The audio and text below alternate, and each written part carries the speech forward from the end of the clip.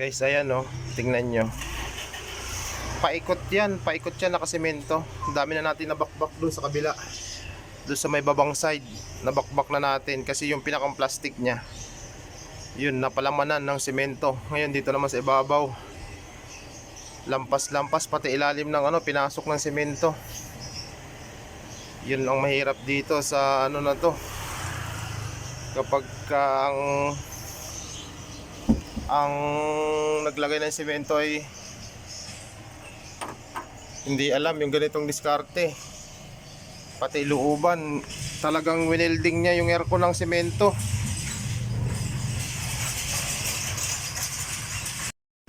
Ayan guys, pinahirapan tayo ng todo bago natin makuha yung aircon. Bangas-bangas na, magkikabila, baba, taas. Yan, nakapuno ng semento. Bago natin makuha yung aircon, bangas-bangas na. Ginawang palaman yung aircon. Yan, paano natin mabubunot yan kung hindi natin tatanggalin itong mga nilagay nilang semento.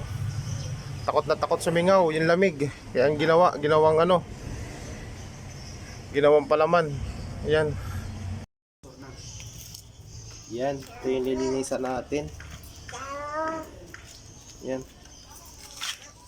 Bawi na talaga yung may-ari sa pagpalinis. Sulit na talaga.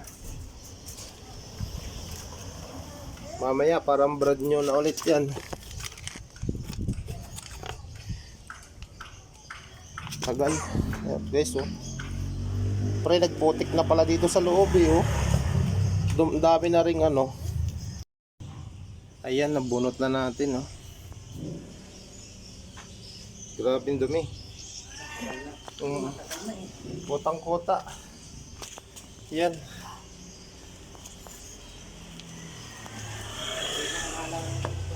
Oh, medyo matagal-tagal na rin to. Kitang-kita oh, laki ng ebidensya. Ang pre kaya okay pa kaya. Kulang hindi na halos makita yung pins, itim na yung nakikita. Hindi naman nauubos yung preyo niya kapag walang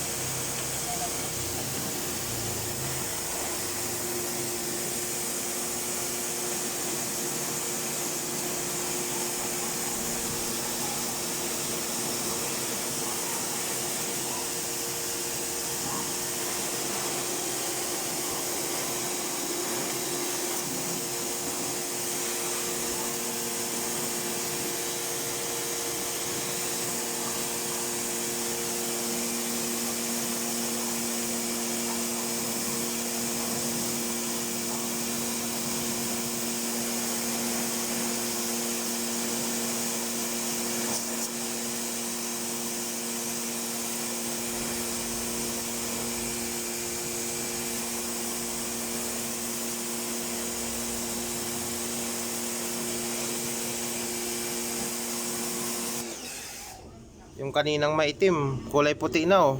Hindi pa tayo nagsasabon yan. Mamaya pag nasabunan na yan, mas lalong maputi na yan.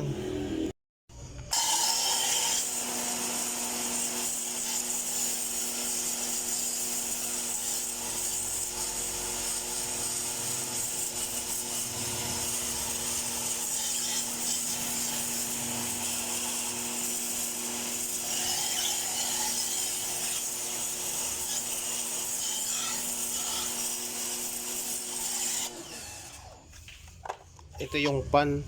Grabe yung dumi ng pan guys oh. Puno ng ayan, kulay puti na. Puno ng alikabok. Ang kapal ng lupa.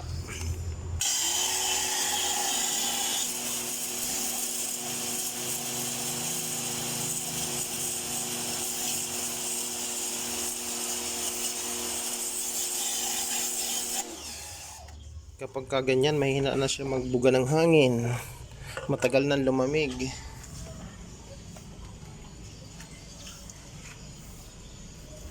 Oh. Kulay puti na guys oh. Hindi pa natin nasasabunan. Malinis na agad. Ayan oh. Wala pang sabon pero ang puti-puti na niya. Mamaya pag nasabon na natin to, lalo na to.